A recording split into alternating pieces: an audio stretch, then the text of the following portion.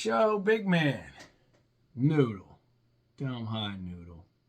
He still half asleep, y'all. He's just trying to relax. Anybody. Well, anyways, this episode we're gonna start us a new series of episodes here, and this is gonna be called Badasses. Okay, and what we're gonna do is we're gonna go through history and some of the biggest badasses, that's done some amazing things, crazy things actually. But this is going to be episode 1, Badasses. And this is about the Filthy 13, or maybe you heard them called the Dirty Dozen.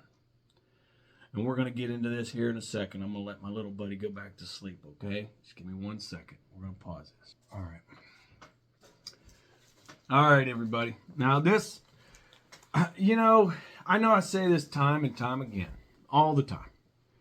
This is interesting. I mean, this will be explained here in a minute, okay? This is going to be explained here in a little bit. All right. Now, the Filthy 13 was the name given to the first demolition section of the regimental headquarters company of the 506th Parachute Infantry Regiment, 101st Airborne Division of the United States Army, which fought in the European campaign in World War II. The unit was the inspiration for the 1965 book and 1967 film, The Dirty Dozen. Now, we're going to go into the history of this, okay? The first demolition section was assigned and trained as demolition saboteurs to destroy enemy targets behind enemy lines. Inspired by Sergeant Jake McNeese, the unit had a tremendous mission focus, but their disregard for aspects of military discipline that did not contribute to the mission became the bane of their officers. So they didn't like the discipline. No, they wasn't listening. So the 13-man unit acquired the nickname the Filthy 13 while living in Nissen huts in England, refusing to bathe during the week in order to use their water ration for cooking game poached from the neighboring manor. Photos of the men wearing Native American-style mohawks and applying war paint to one another excited the public's interest in this unit. The inspiration for this came from McNeese, who was part Choctaw. During the Normandy invasion of Europe in June 1944, the group was airdropped with the 3rd Battalion, 506th Parachute Infantry Regiment by aircraft of the 440th Troop Carrier Group of the United States Army Air Forces. They were ordered to secure or destroy the bridges over the Dove River. Half were killed, wounded, or captured on the jump, but the rest, led by McNeese, accomplished their mission. Most of the 3rd Battalion leadership had been killed on the jump, so without any contact with the 3rd Battalion, senior officers assumed the battalion had failed its mission and ordered the Air Force to bomb the bridges. The Filthy 13 also helped capture Carentan.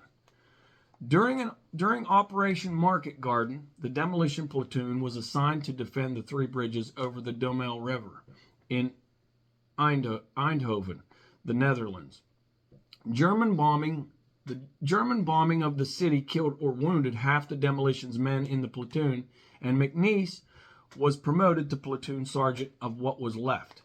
Jack Womer took his place as section sergeant. For the rest of the campaign, the demolition's men secured the regimental command post or protected wire-laying details. On one occasion, the survivors of the demolition's platoon were assigned as a rifle squad to an understrength company. After coming back AWOL from Paris after Market Garden, McNeese volunteered for the Pathfinders, thinking he would never make another combat jump. These were paratroopers sent in ahead of the main force to guide them in resupply drops. Half the surviving members of the original Filthy 13 followed him into the Pathfinders, thinking they would set out the rest of the war training in England. To their surprise, they parachuted into the encircled town of Bastogne at the height of the Battle of the Bulge. Anticipating casualties as high as 80 to 90%, the 20 Pathfinders lost only one man. Their CRN-4 beacon enabled them to guide in subsequent airdrops of supplies crucial to the continued resistance of the trapped 101st Airborne Division. McNeice considered that any activities not directly concerned with his mission were irrelevant, an attitude that got him in constant trouble with the military authorities. Nevertheless, McNeice finished the war as the acting first sergeant and with 4 combat jumps, a rare feat for an American paratrooper. His combat jumps included Normandy, the Netherlands, as part of Operation Market Garden, the Pathfinder jump into Bastogne during the Battle of the Bulge, and as an observer with the 17th Airborne Division during Operation Varsity. Of the activities of the Filthy 13, Jack Agnew once said, "We weren't murderers or anything. We just didn't do everything we were supposed to do in some ways and did a whole lot more than they wanted us to do in other ways. We were always in trouble." We were always in trouble. Members. Okay, we're going to talk about the members of the Filthy 13. You have Jack Agnew. He was wounded in action in Normandy and Bastogne, and he was a Pathfinder, so he was involved in those. Jack McNeice was in Bastogne, and he was a Pathfinder. But he was in all those. I don't know why they didn't put all that on there, but that's what they had on it. John Dewey was in Bastogne. He was a Pathfinder. Max Majewski was in Bastogne. He was a Pathfinder. And then you had William Coad. He was in Bastogne and was a Pathfinder. Then you had George Baran. He was wounded in action in Normandy. And then, what else do we got here? We got Roland Frenchy R. Baraboo. He was killed in action in Normandy. Robert S. Ragsman Cone, a prisoner of war in Normandy. Charles Maw Darnell was a prisoner of war in Normandy. James F. Piccadilly Willie Green was a POW in Normandy. James E. Lala Leach was a POW in Normandy. Charles Trigger Gann was a POW in Bastogne. John Peepnuts Hale was killed in action in Normandy. Louis Lulip Lip was wounded in action in Normandy. Thomas Old Man Longran, they don't have no information. He must have never been a prisoner of war or whatever. So he's surviving, I guess. I don't know up until what date, they don't say. Then you got Miguel Mike Marquez. He's the same. He must still be living to this day. You got Lieutenant Charles Mellon. He was killed in action in Normandy. Then you have Frank Shorty Milan, who was transferred to Horror Headquarters. It doesn't say when or whatever. John H. Dinty Moore. He must still be living. Joseph Joe Aliskiewicz was killed in action in Holland. Then you have Frank Palis. He must still be living. Herbie Pierce is still surviving to this day, evidently. Charles Chuck Plata. He's still surviving to this day. Then you got George Gugu Radeka, was killed in action in Normandy. Then you got Andy Rasmussen, was wounded in action in Normandy. Then you got Brensley Stroop, was injured in a practice jump. Then you got Clarence Ware, he must still be living to this day. Then you got Jack Hawkeye Womer, must be still surviving to this day. And Tom Young as well is still surviving to this day. So overall, there was more than 13 people. Obviously, because the first jump, they lost about half their men. Whether it was prisoner of war, killed in action, whatever circumstances. Okay, so that's why there were so many names. Okay, just to give that some depth for you. Now, the list includes original members from 1943, and we're going to touch this up even more. The list includes original members from 1943 and the newer members during Operation Overlord and Operation Market Garden. An interview with Jake McNeice and Jack Agnew can be can be found on the 2-disc version of the Dirty Dozen DVD. Jack Agnew died at age 88 on April 8, 2010. Jake McNeese died at age 93 on January 21, 2013. Jack Womer died at age 96 on December 28, 2013. Man, they're tough old birds, man. They was tough birds. A lot of respect. Literature and cultural influence, okay? The 101st Airborne Division issued a press release on the unit, but war correspondents embellished the story. War correspondent Tom Hogue wrote the first article about these paratroopers and coined the name the Filthy 13. In an article for the Stars and Stripes, June 9th, 1944, Filthy 13 squad rivaled by none in leaping party. Hogue would again use the name Filthy 13 in July 1944 in an article published in the Seminole County News. No one knows yet just what happened to the Filthy 13, but all agree on one thing: pity the poor Nazi who encounters them. Arch Whitehouse wrote an article for True magazine that had some of the myths that would eventually find their way into E.M. Nathanson's book, The Dirty Dozen, which was the basis of the 1967 film of the same name. Whitehouse claimed the original 12 members were full-blood Indians who had sworn not to bathe until they jumped into combat, and it required their new lieutenant to beat each one in a fight in order to win their respect. This edition of this new member changed their name from the Dirty Dozen to the Filthy 13. E.M. Nathanson was informed by a friend, Russ Mayer, who worked on documentaries for the war about a unit of condemned prisoners who were sent on a suicide mission. More likely, one of the Filthy 13 myths. Searching the archives of condemned prisoners, Nathanson found no evidence of such a unit. More likely, since he was searching the wrong path. That's what they're saying, okay? But used the information gathered for his novel published in 1965, which was later turned into a blockbuster movie in 1967. Now, Barbara Maloney, the daughter of John Agnew, told the American Valor Quarterly that her father felt that 30% of the movie's content was historically correct, including a scene where officers are captured. Unlike the Dirty Dozen, the Filthy 13 were not convicts. However, they were men prone to drinking and fighting and often spent time in the stockade. So, yeah, they was getting into some trouble. They were some bad boys. Richard E. Kilbane wrote Jake McNeese's version of the unit in the Filthy 13 in 2003, and Stephen DeVito wrote Jack Womer's version in Fighting with the Filthy 13, the World War II story of Jack Womer, Ranger and Paratrooper, in 2012.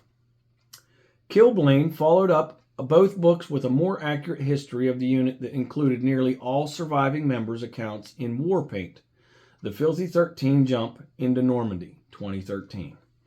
Jerome Preisler wrote an account of the Bastogne jump in his History of the World War II Pathfinders First to Jump, how the band of brothers was aided by the brave paratroopers of the Pathfinder Company in 2014.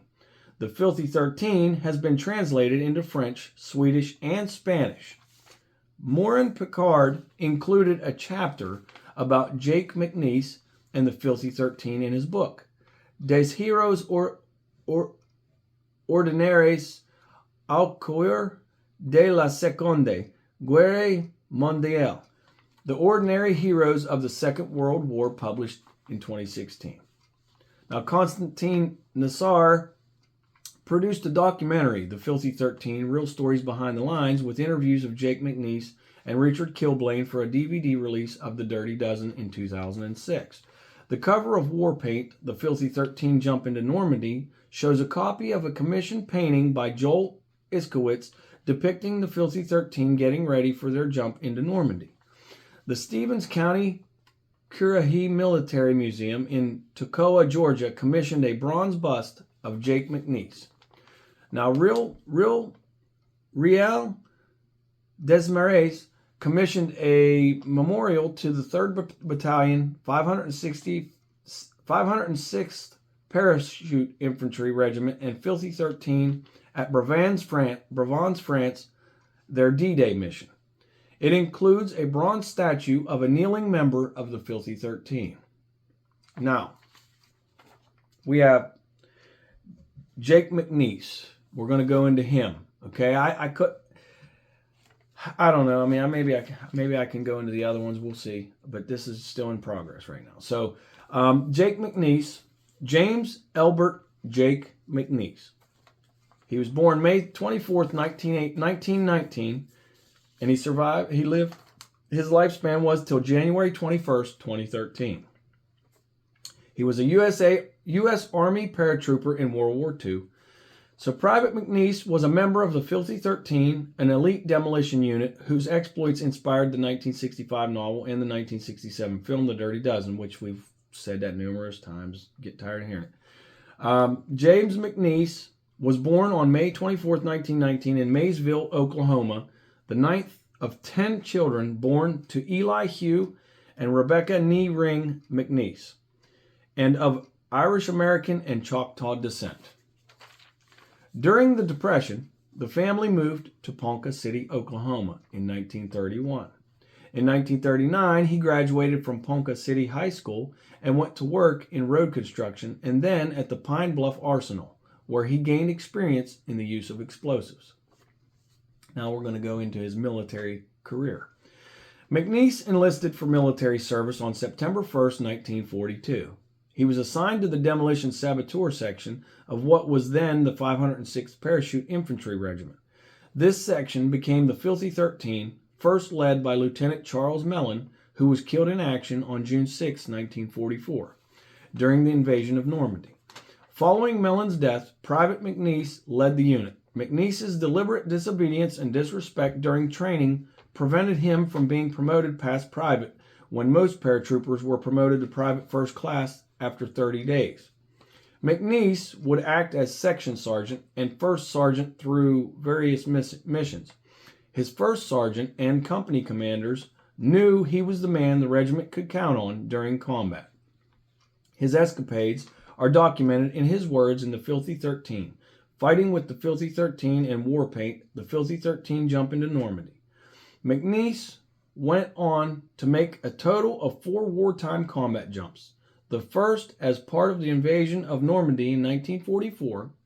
In the same year, he jumped as part of Operation Market Garden in the Netherlands, which was featured in the book and film, A Bridge Too Far, and at the Siege of Bastogne, part of the larger Battle of the Bulge. During fighting in the Netherlands, he acted as Demolition's platoon sergeant. He volunteered for Pathfinder training, anticipating he would sit out the rest of the war training in England, but his Pathfinder stick was called upon to jump into Bastogne to guide in resupply drops. His last jump was in 1945 near Prüm in Germany. In recognition of his natural leadership abilities, he ended the war as the acting first sergeant for Headquarters Company, 506th Parachute Infantry Regiment. McNeese would be kicked out of the military in February 1946 after one last fight with MPs. On the eve of the Normandy invasion in 1944, his men jumped behind enemy lines. Some called it a suicide mission. For the D-Day jump, McNeese shaved his head and painted his face, and the look caught on with his men. So I started cutting their hair, and I put markings all over their face for camouflage, and it looked like a bunch of war paint with Indians. It was a morale booster, and it not only scared the Germans, it scared the Frenchmen when they landed in France. McNeese's son, Hugh McNeese, says it wasn't just the unorthodox haircuts that earned the Filthy 13 the name. They didn't take a lot of baths, and they didn't keep their barracks clean, he says, and that went along with just a lot of disregard for military discipline. Jake McNeese says, "We went AWOL every weekend that we wanted to, and we stayed as long as we wanted to.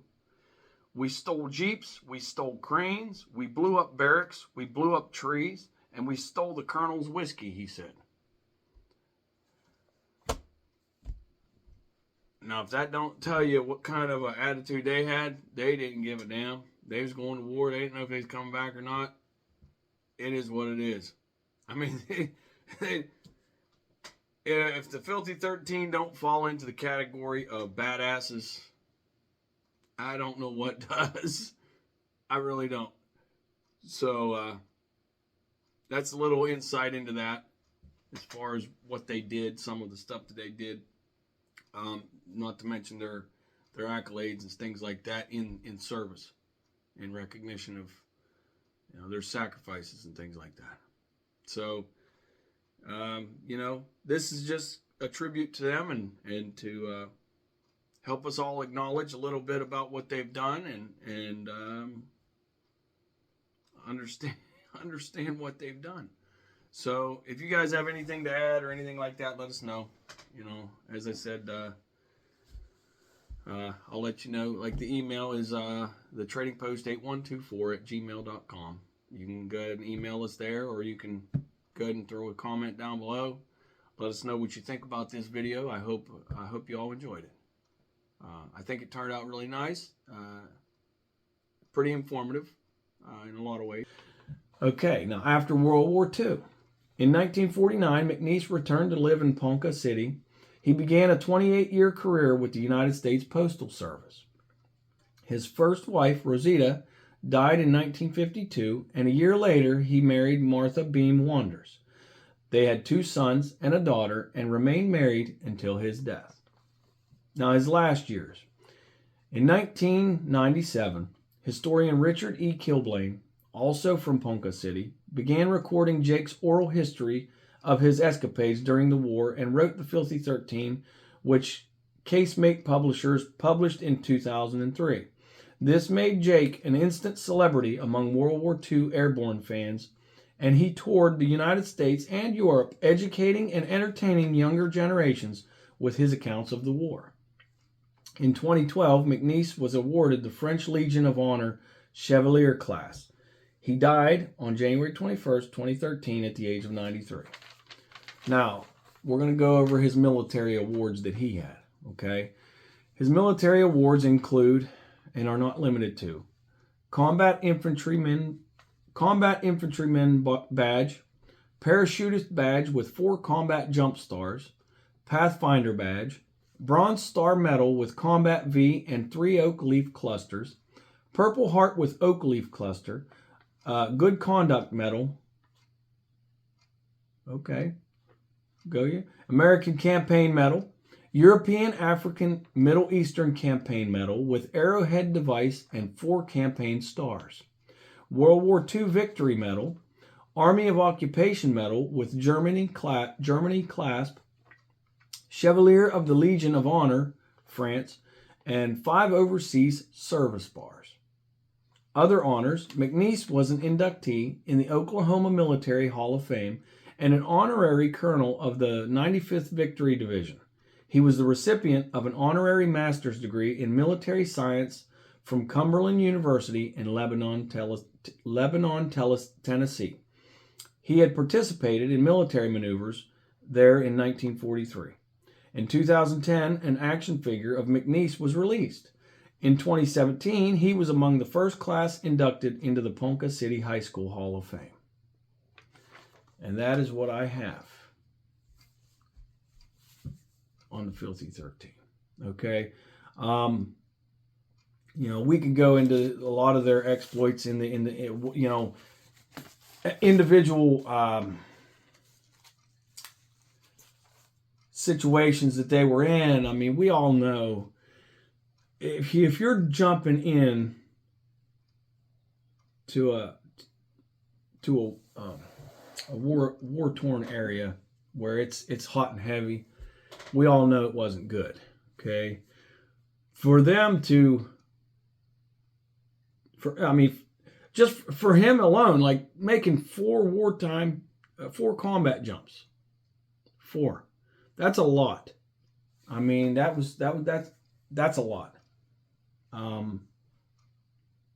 Especially back then, I would assume. Like now, maybe they probably make a lot more. I don't know. I mean, if you're watching and offhand, throw it in the comments. Let us know. But I thought you all would find this very interesting. I mean, like they weren't your standard soldiers. You know what I mean? They was a little. Well, I mean, I guess there are soldiers that was like them, but they kind of went a little different with this and this. You know. And they said, I do know from something that I was reading there, they was saying that they asked McNeese why he did this, and he said, well, because it intimidates the enemy. They realize we're coming to get them, basically. So, I mean, yeah, hey, it's whatever tactics you got to use, right? Whatever tactics you got to use. But wow. Just crazy. I mean, he's got his own action figure, man.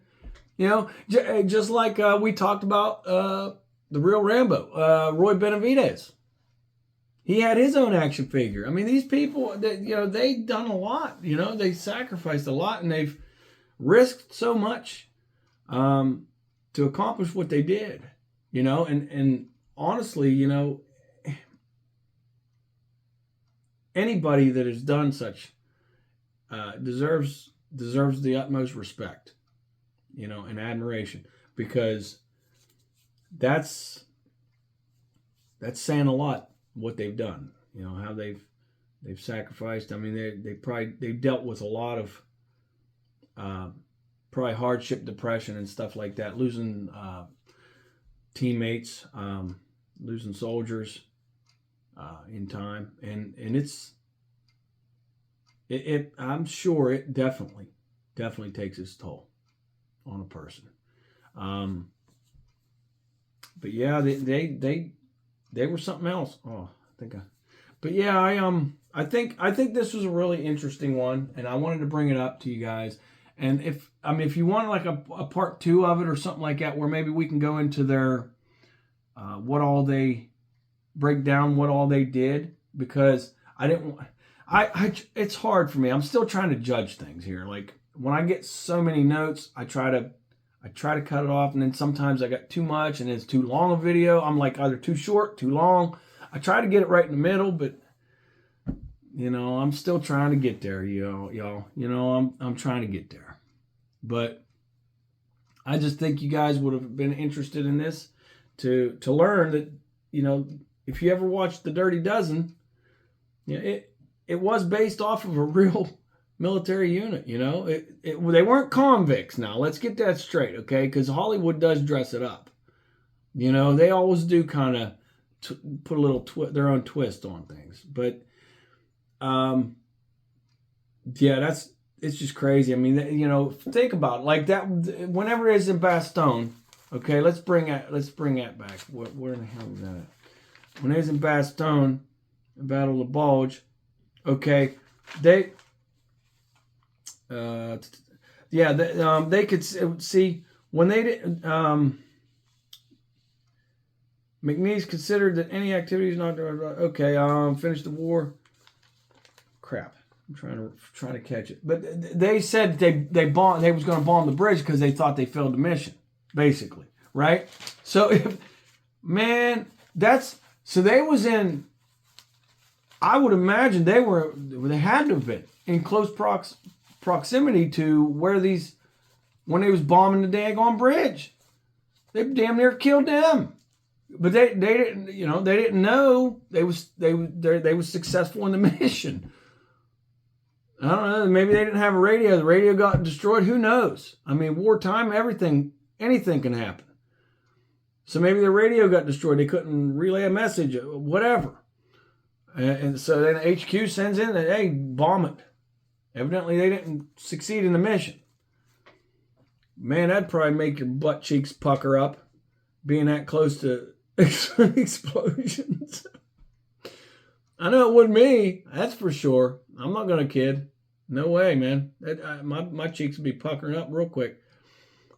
But anyways, y'all, I hope you enjoy this. I hope you like this new little section of episodes that I'm going to try and do. And we're going to do a bunch of others. I mean, I've got, let me see. I'm trying to think.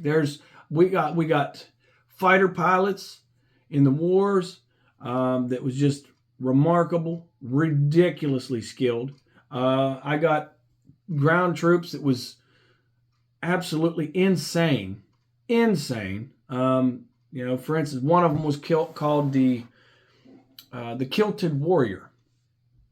Yeah, and that name explains itself. I think I think you can picture that. A man in a kilt running down the battlefield, right? And there's a couple of them, actually. I think there was more than one. But we're going to go ahead and go into that, and we're going to try to cover more of these. And if you have anything that you want me to cover, like anybody in particular, any military unit, maybe try to go a little more in depth with it, let me know, man. I'm going to try and get better with this stuff. I try to strive to improve on every episode. I try to do better. I'm doing the best I can. And if you have any tips or criticisms, please, by any means, I won't take it to heart. I mean, honestly, we grow from our mistakes. You know what I mean? We learn, we evolve, and we get better. So if you got anything for me, let me know. You can email me at theguild8124@gmail.com, or you can just throw in a comment down below, and feel free to do so. But that'll be it, my Trading Post family. That's it for this episode. So let me know what you think about it, and we'll go from there. Maybe I can revise it and do another edited version if there's something that's not jiving with you guys. And I can improve on some things. So I hope you guys really enjoyed this. I know it was kind of like going over itself, a few times with the same stuff. But I tried to pull what I could there. I'm sure I could pull more and go into a more in-depth research, but that's why I'm saying I'll probably have to do another episode, because I know a lot of you guys don't like longer episodes. Some of you do, some of you don't. I'm trying to balance that out as best I can. So, all right, my Trading Post family, as we say on this channel, live, laugh, and love, because tomorrow is not promised to anyone. So you have a great day, great night, great evening. Wherever you're at in the world watching this, I hope you enjoyed it. You have a great day. Bye.